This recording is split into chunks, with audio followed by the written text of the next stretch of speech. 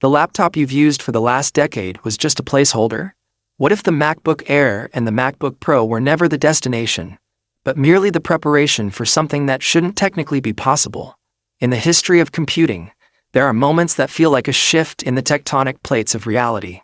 We felt it in 1984 with the first Macintosh. We felt it in 2008 when Steve Jobs pulled a sliver of aluminum out of a manila envelope. And we felt it again with the transition to Apple's silicon. But today, the rules of the game haven't just changed, they've been deleted. This is the MacBook Neo 2. It is a machine that defies the laws of thermodynamics, shatters the ceiling of mobile performance, and introduces a concept that makes the word laptop feel insulting. This is a cognitive workstation. And if you think you've seen everything Apple has to offer, I'm going to need you to stay with me for the next 30 minutes. Because by the end of this, you're going to realize that the computer you are currently using is effectively a typewriter. The MacBook Neo 2 is a device born from a singular radical obsession.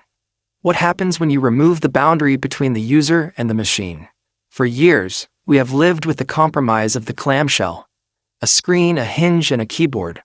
It was a design dictated by the limitations of the hardware inside.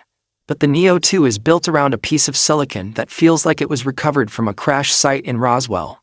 We are talking about the M5 Ultra-Core, the first 1.5-nanometer chip ever deployed in a consumer device. It doesn't just process data, it anticipates intent. But before we get into the terrifying power of the silicon, we have to talk about the physical manifestation of this machine. When you first see the MacBook Neo 2, your brain struggles to categorize it. It is impossibly thin, thinner than the iPad Pro, yet it feels more substantial, more deliberate. The chassis is made from a molecular titanium weave. It doesn't just resist scratches. It's structurally sound at a level that allows the entire device to act as a heat sink. There are no fans. There are no vents. There is no sound. It is a silent monolith. But the real shock comes when you open it. There is no traditional trackpad. Instead, the entire lower half of the device, the palm rest, the area around the keys, is a haptic surface. It is a glass-ceramic hybrid that can simulate any texture, any button, and any physical resistance.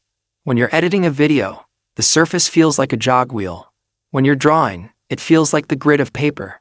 It is a chameleon under your fingertips. But why Neo? And why 2? Apple skipped the first iteration in the public eye, developing it behind closed doors until they could achieve the Ghost Link.